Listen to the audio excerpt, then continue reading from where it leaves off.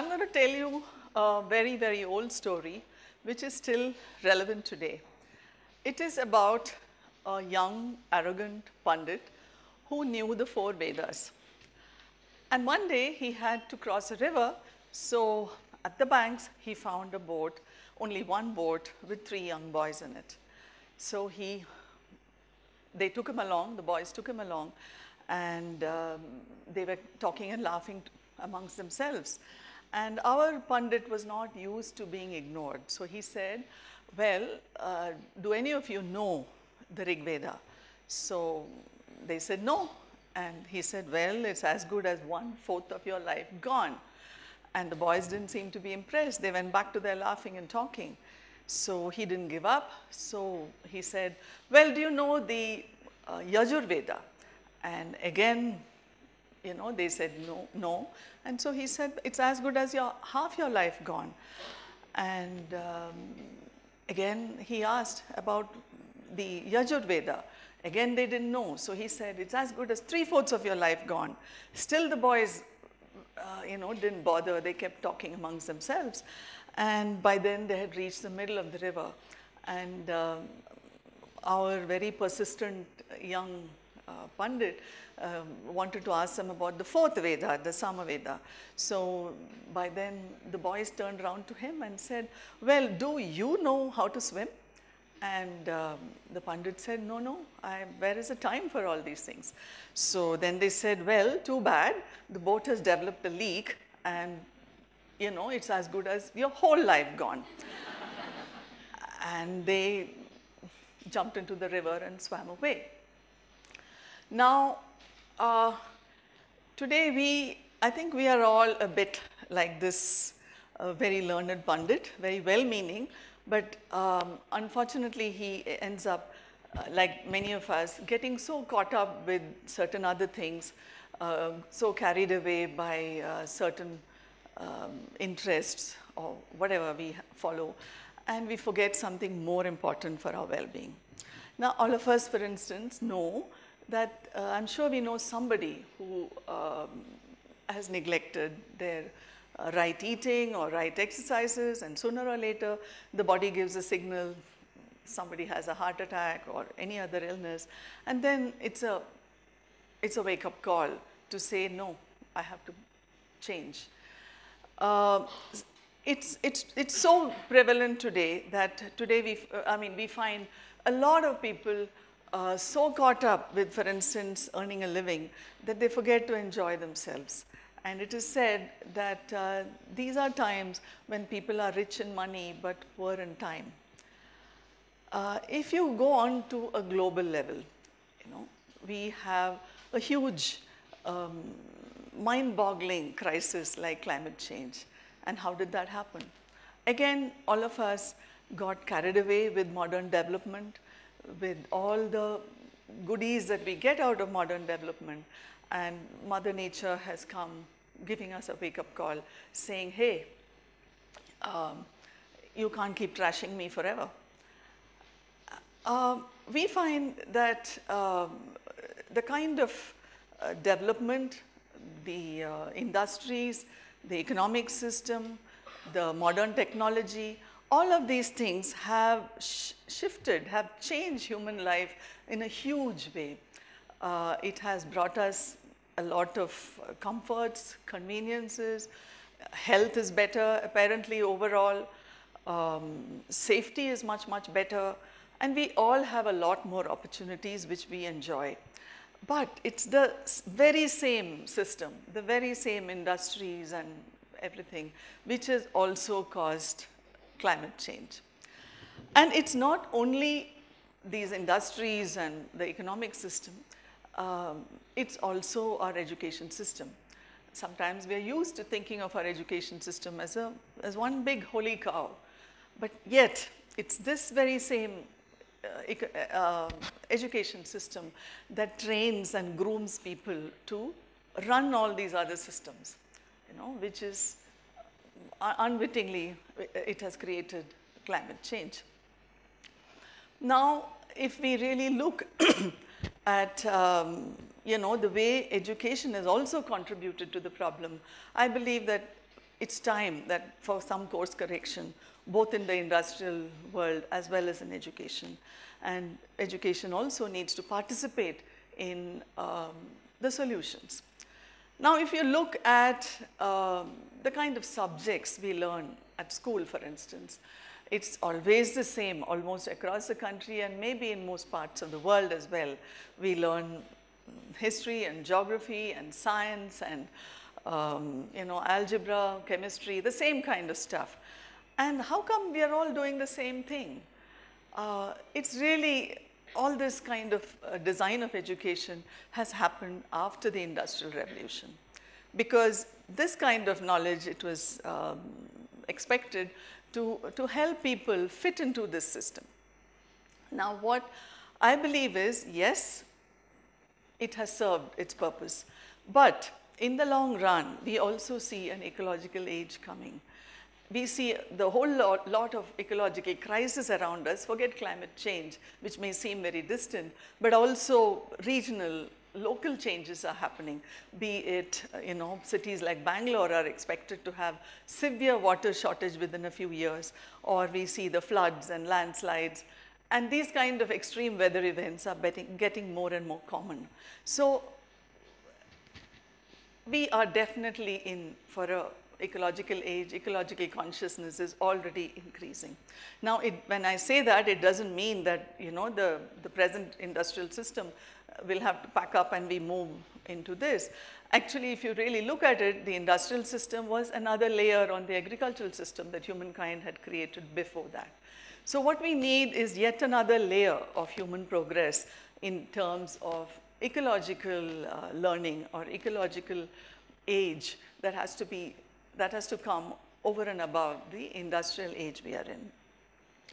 Now, if you look at these kind of subjects, keeping in mind the future, if children can study geography, why can't they also study practical ecology?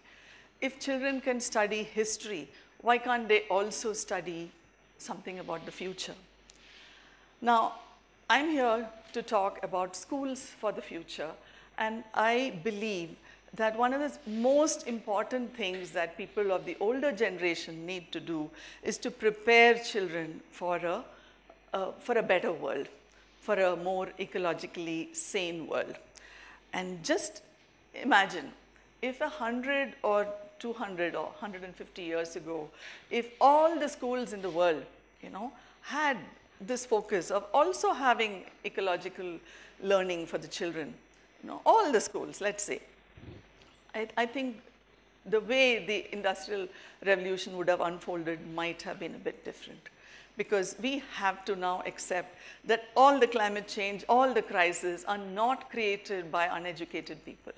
Every single one of these crises are created by educated people, and therefore the importance of educating children differently.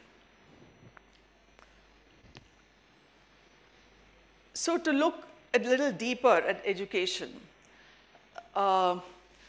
we need to see how these kind of subjects add up to a different kind of learning for children. And that cannot happen like adding on one more subject and one more book or some more exams.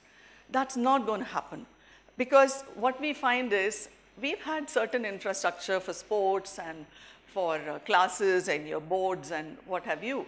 But similarly, ecological education is a very different thing, because it calls for holistic learning and you need very different infrastructure. So how can we design ecological learning? Now, this is something that we have been concerned with for a very long time. So almost about 20 years ago, I started a school called Prakriya Green Wisdom School. Now, Prakriya means, in Sanskrit, acting according to nature's wisdom. And about 10 years back, we also started a college called Bhumi College. And in both these institutions, Bhumi, as you know, means earth. And in both these institutions, the focus is building ecological consciousness. Although the school is an ICSE school, which also prepares children for the ICSE exams. Now, as I told you, we cannot have the same kind of infrastructure for ecological learning. And one of the things we believe in, I mean, we felt that there are 4 important things that we need for ecological learning. And one of them is to do with building community and culture. And what do I mean by that? Now, it's not just a matter of books which is going to make a difference. It is also the way people engage, in an active way. So we decided that it's our beliefs that is going to dictate the kind of school we build, and the beliefs are by themselves not enough. We need to put them into action. So we spent a lot of time in conversations, in understanding, in research, into looking at how should children learn, because children are also part of nature. Children are nature just as much as you and I are nature. And unless we understand how learning can best happen, we cannot just teach. So we worked with a lot of discussions. We worked with self-exploration, understanding ourselves, our feelings, and the way we will relate. We tried to work with community building, what makes communities work. We looked at how nature's principles need to work in communities, like for instance, diversity is a principle of nature. How do we learn to really accept diversity within each child as well as within the whole school? And so on. And so many ways we worked with how to apply nature's principles in the school. So a community did evolve. And one of the important things about the community that we believed in is it has to be a kind of more decentralized community and not a very top-down, authoritarian, patriarchal community. Only then the joining in from different parts of the school will be of such a nature that it really brings in vibrancy. It really brings in a richer kind of learning. So that community is one major part of how we design, what is important in design, and how we worked at it in Prakriya. Now, school projects for Mother Earth. This is what I'm calling the infrastructure we need. We've called it school projects for Mother Earth, but what we mean is the infrastructure needed for ecological living is to be able to live in a place which makes ecological sense. So we have more than 100 and odd species of trees. We have a whole lot more of shrubs and birds and everything. We have eco buildings and buildings which, no building we have is taller than a tree nearby. It needs to be an environment which children love to play in and grow in, because a lot of the learning happens very, very unconsciously for children.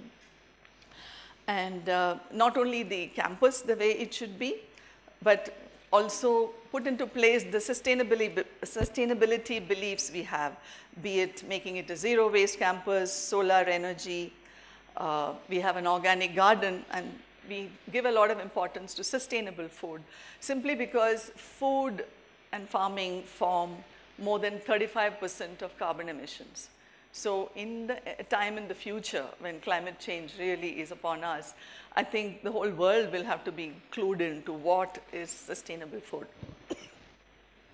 And an organic garden is the best place to learn about sustainable food, because that's where we follow nature's principle of cyclical flow of resources. You see it happening. Children don't learn it academically, theoretically, but actually. And of course, eco-sensitive teachers and, reducing travel footprint and a whole lot of more of these things. Each area needs to design its own kind of infrastructure or school projects for Mother Earth. The third area of importance for designing ecological learning is what we call localized syllabus. And what that means is there's no point in children here learning about what happens in Europe or in Himalayas. Children, and all of us too, cannot deal with the huge issue of climate change, but we can very well deal with our surroundings. So children need to be clued in about what can make wholesome surroundings, and maybe look after places in and around them, learn from their own campus and so on. In multiple ways, we need to learn about our localities. Understanding nature's principles, organic gardening, green ideas integrated with subjects, documentaries, talks. Some of these can be done in a centralized way. The same stuff can be used all over, especially documentaries are much more useful because you can't expect every teacher to be very clued in with some of the more intricate stuff that we need to learn. And then children need to experience wilderness, experience field areas, and many other things. And all of these are important because I'll just show you a few of the activities we do in the school. All of these make for a lot of experiential learning. And why experiential learning? Because that's the best way we really understand something.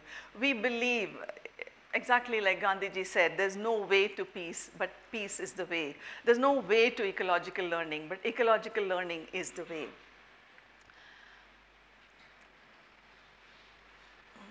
And finally, we look at why should schools be part of the solution. One important reason is that our subconscious determines more than 95% of our actions. You know, where we would like to live, for instance, it will normally be a city if you're a city person. The kind of religion you follow, the food you eat, so much is determined by our unconscious, by our subconscious. Also, we have 1.4 million schools in India, and 250 million children study in these schools. And all of them, you know, it's much easier to reach through a school channel rather than any other way, because so many children are not easy, and they are the ones who are going to face the future, the children. And therefore, we believe that the school should be part of a solution. And finally, I think one of the most important things that we need to look at is that we live in Earth, not on Earth. We cannot live without breathing for even 2 minutes without being in Earth. And our food is every day from Earth. And therefore, it makes sense for all of us to learn about Earth, not only the children. And I think all that we need is ecological consciousness, for which the learning is more like, as they say, lighting a flame rather than carrying in bucketfuls. Once the flame of ecological learning, ecological understanding is lit, then children find their own way. So all that we need to look at is, do we need our children to be like the learned Pandit who doesn't know how to save himself, or do we need our children to learn to swim also?